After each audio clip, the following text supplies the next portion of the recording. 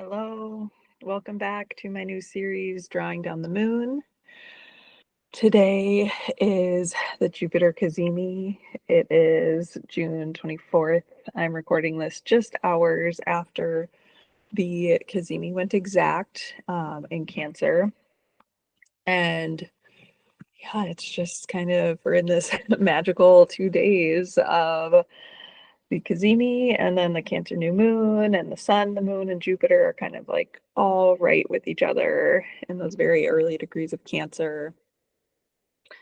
So it's kind of just this magical time. I know portal gets overused in some of these spaces, but it does feel like a little bit of a portal that we're going into at the moment, or kind of right in the middle of. And it's really interesting. I've been thinking a lot about these 2 days. And it's interesting because it is a Jupiter Cazimi, but the moon is also void. So again, it's just kind of like echoing these patterns of like we don't get all good or all bad, right? And like making the best with what we do get. I mean, this is like one of the most auspicious transits we can get in astrology, a Jupiter Cazimi. Cazimi is when a planet is in the heart of the sun, when they meet in the sky, kind of like its own new moon for that planet. The start of a new cycle, the ending of an old cycle. So for Jupiter to have this, and in its the sign of its exaltation in Cancer is like, this is great. Like it doesn't get much better than the greater benefic, being in its exaltation, and getting this like fresh restart with the sun.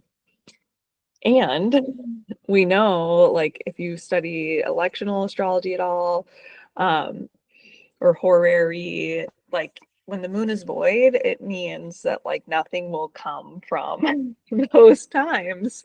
And I don't know that I'm totally bought in that like, nothing will come from anything done today on the Cazimi, but because I think that there are mitigating factors. Like a Cazimi is a pretty big mitigating factor, right?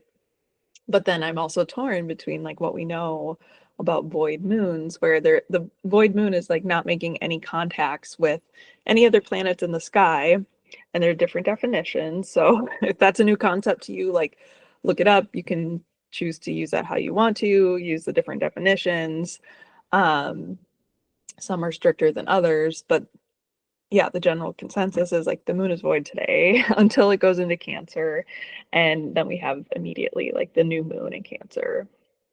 So yeah, holding the two holding the two difficulties, right? Like knowing that like it's never going to be perfect conditions, doing it anyway, and trying to show up with what we've been given. So that's kind of like where my head is at coming into today, coming into recording this.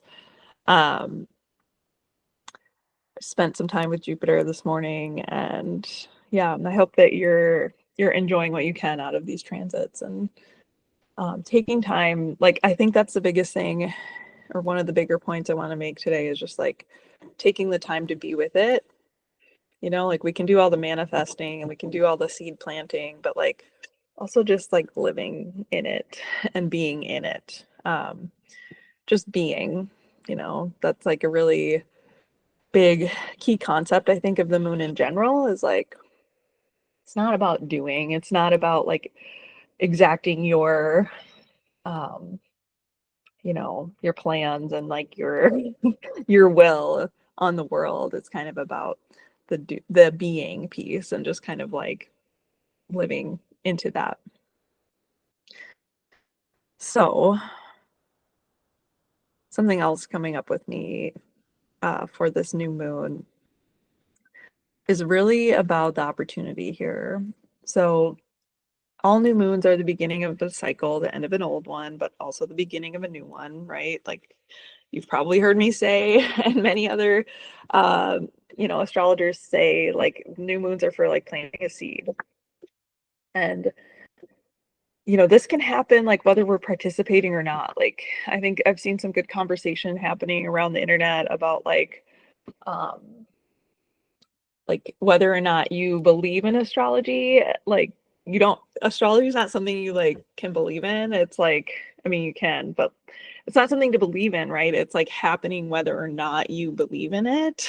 And um yeah, just like that question about you don't have to like work with it for it to be happening. Essentially, it's like these are the things that will probably unfold, regardless of whether you're being intentional or not. um but that you can work with things and like use that free will that you have to maybe steer some of this in a direction that like you're hoping for or wanting to do with your life. um I don't think that it's that different than like setting goals or all of these very like, what is the word I'm looking for, like normal like corporate or like capitalist ideas of like smart goals and like planning out a timeline. Like you can do that with or without astrology, but why not do it in a line with what's kind of happening energetically around you? So whether or not you choose to do that is your own choice. I vacillate wildly between electing things and then like just letting it fly and like seeing what happens without it. Um, so yeah, but I really think that this is extra powerful this time for creating because and working with the energy because it's happening in Cancer. It's a cardinal sign. It starts things, really good at initiating. And it's Cancer, like the sign of the mother and like the creator. Like if you think of how things are created in nature, it's like always from the mother. It's always from, whether that's an animal or a plant, like whatever you want to think of. It's like there is this gestation that happens and a birthing that happens. And it's like this is the sign of creation and of birthing. Um,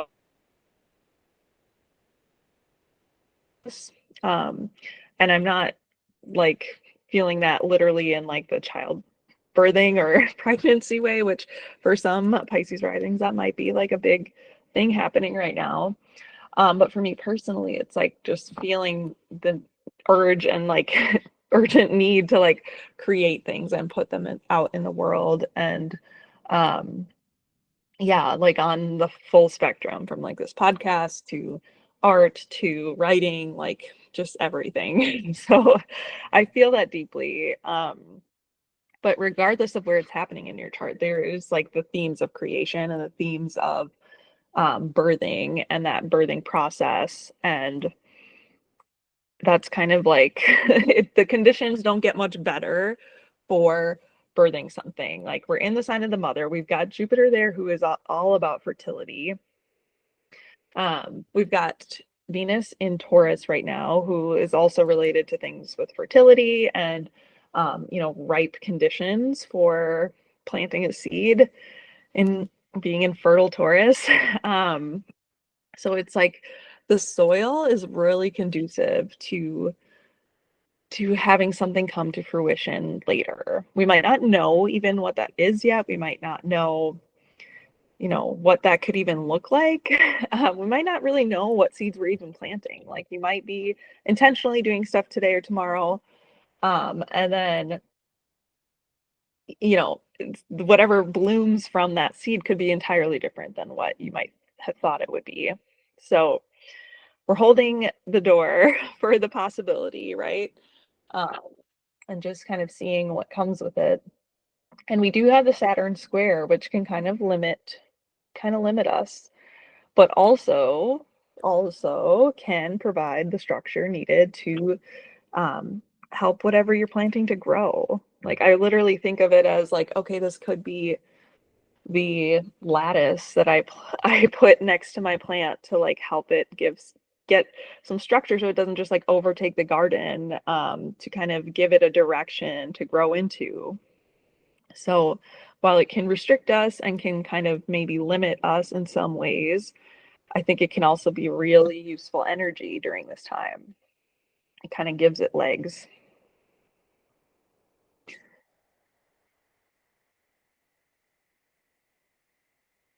Yeah, I've been thinking a lot about that.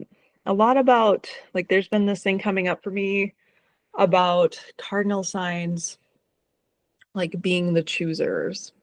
Like cardinal signs like Cancer, Aries, Capricorn, and Libra, they initiate things. But that initiation and like the starting of something requires a choice. It requires a choice. There's no way around it. Like you can't just like you don't even if you're doing it subconsciously, like there's a choice being made. And yeah, I don't know, there's like something there with like weaving and like fate and like cardinal signs being like the choosers of fate or like they're the ones making the choice and and like exerting that will. Um so thinking about choice and thinking about like what we're choosing here, I've really been digging deep, spending time in meditation, thinking about like what we're choosing and how we can use what will we do have to choose things that are right for everyone. Like we don't know what's right for everyone, but I think we do can agree that like peace and nonviolence and love are all things that like we can agree on as a society that are helpful for humanity. And I just, yeah, I really am hoping that we can use this new moon to tap into that on a larger scale.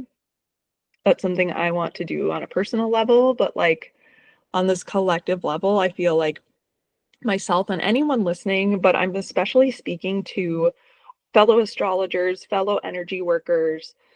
If you're like doing this work, like it's kind of time for us to take some responsibility and to like start helping the collective deal with this stuff. Like we're all doing that on an individual level. I see people like sharing their hearts and like sharing messages of peace all of the time.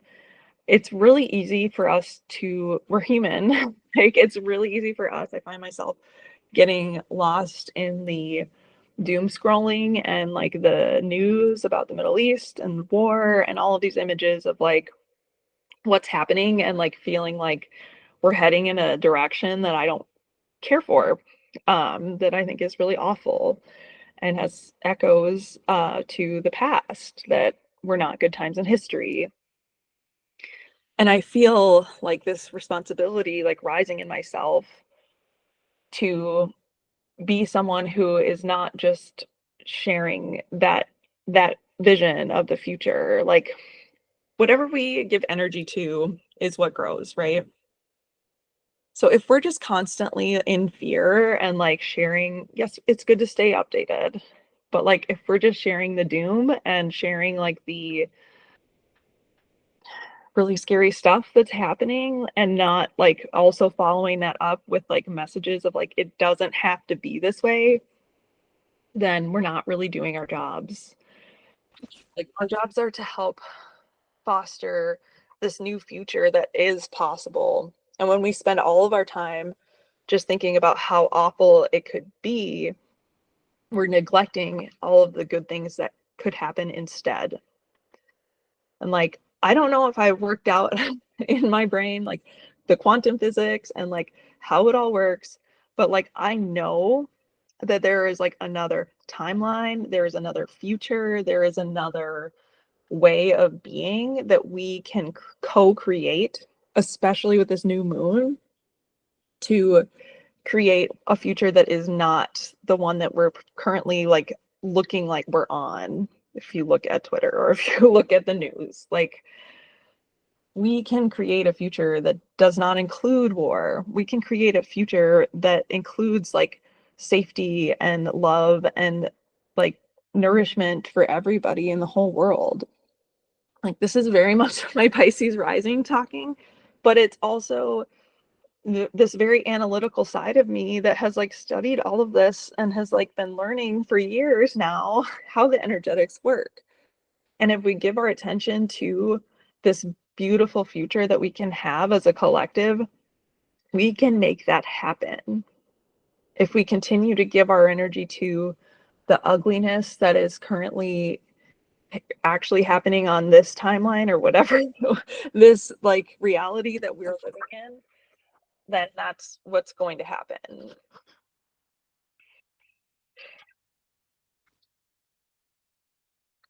So I'm on my soapbox, but I'm asking you to spend time imagining what another world could look like. Like, what does a world look like when we don't have war? That's like the minimum, right? Like, I think that that's a minimum where we're not just killing people, not bombing countries, we're not bombing children and hospitals in the Middle East. That's the bare minimum.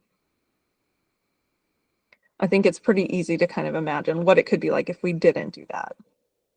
But we have to take it a step further. Like, we have to go even further to think about what could happen versus the not part. Like, start with the not, start with the no more. But then, like, what are some things we can insert into this envisioning that are positive? Like, what does it look like for everybody to feel nourished in every way, on a spiritual level, on a physical level? What would the world look like then to you?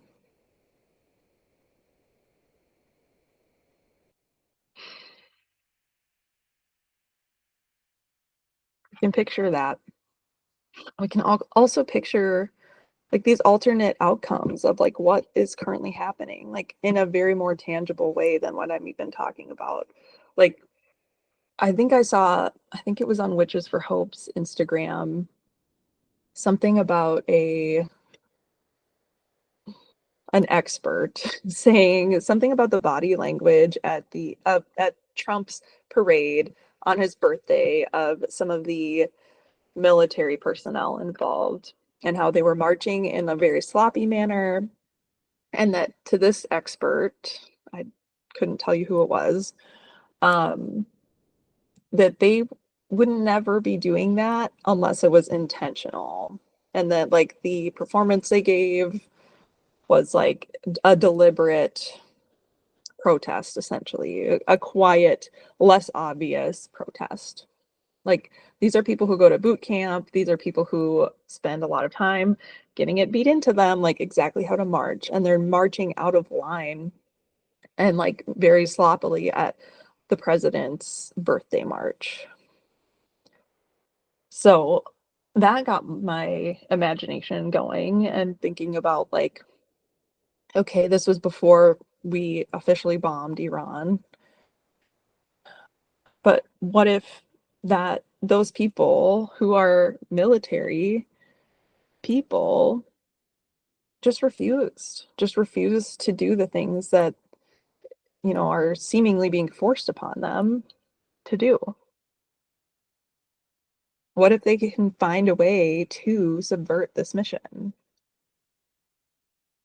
Like, I have hope that there is enough dissent within the military itself to not do these things that are being asked of them, not commit these terrible crimes that are being asked of them. You know, that's just like one example of like, oh, maybe it doesn't end with war. Maybe it ends with people saying no to things that are wrong. Like, what other, maybe you have some other ideas about how things could go, and spending time like fostering those things, meditating on them in your head, like really thinking out, like, what would that look like? How would that happen? Is that reasonable? Is that a thing that could happen? Maybe it doesn't feel that way, but maybe it is.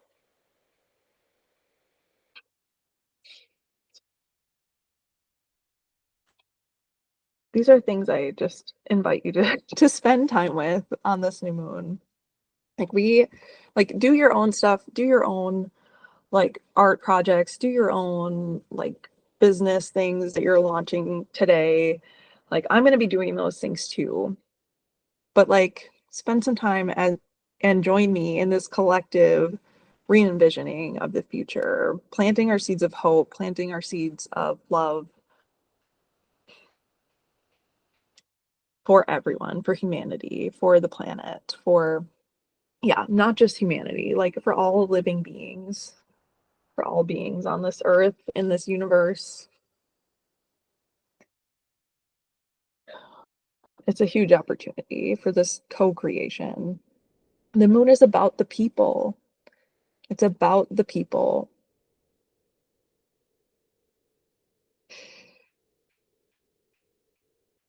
And together we can amplify this. We can amplify our voices, strengthen our vision. I've been thinking about this. I've been planning to talk about this for a few days now. It's been pretty front of my mind. And today I was taking a shower, which is where I get most of my good ideas. And I was thinking about it, and it's like, okay, I'm inviting people to like spend time thinking, imagining this future together, but I'm not actually providing a time to do that in like a live way. So like if you're listening to this in the future, like great, you can envision this on your own, and I still believe in the power of the collective in that sense. But I also decided, okay, like I'm going to create a space to do this live tomorrow on Instagram. It'll be today when I post this, but that will be happening at 11 a.m. Central Time. I'm just going to be holding space for about 30 minutes on Instagram for anyone to join. I especially hope like my fellow energy workers, astrologers will join me, um, just to sit in the frequency of what a different reality is. Like we know that there are other realities and it's all, the science is there. I can't explain it to you, but there are these other ways of being that are available to us. And I want to sit and open the space to invite those in and to tap into them and to amplify that across a wider a wider audience. So if you'll join me, I would love that. Um, you don't have to do anything. I'm not really even going to be leading much. I'm just going to open the space and probably just invite a lot of silence for people to join me in silence and join me in imagination and imagining like what this could look like. And I just think the more of us that can do this, the better. Um, I think there's something powerful about like people being on live together. Like if you want your face to be on there, or if you want to have like your video on something static, um, that could be cool. I think I can have up to 3 other people on there with me holding the space.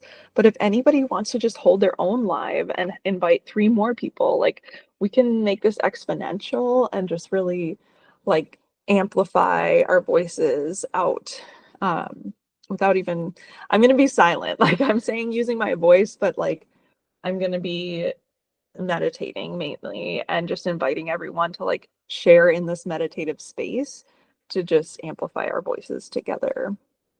So I hope that you'll consider that. I hope that this can bring some peace to all of us, to all beings everywhere. Yeah. I think my only other things I wrote down that I wanted to talk about is like just take care of your body. Like the moon is about the body. Like everything ripples out from there. We can't do any of this if we're dehydrated or, not nourishing ourselves. So really do take care of yourself and make good choices about what you're putting into your body. Like I'm not shaming food. I mean, I guess I'm even thinking more about like um what like news and media you're consuming, because again, like what we create is what will happen, and what we consume like it it affects what we create. So thank you so much for listening. Thank you so much for drawing down the moon to meet today with me. And yeah, thanks for being here. New moon blessings to you. Jupiter Kazemi blessings to you. I'll see you next time.